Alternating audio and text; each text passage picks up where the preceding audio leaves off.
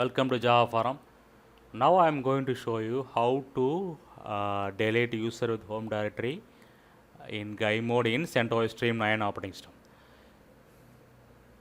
So go to settings, left menu, you can see the users, click the users, unlock, provide the root password and authenticate it. So now I am going to delete the user called Java Forum. So here you can see the remove user button is enabled. Click the button remove user and delete the file. So it will delete the home directory of the user called Java Forum. So now I am going to test it.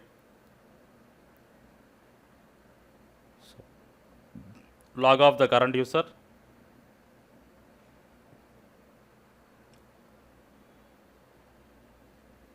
See here only one user is there. So user Java Forum is got deleted and its home directory also will be getting deleted. So this is the way we need to delete the user with home directory using GUI mode in CentOS Stream 9 operating system.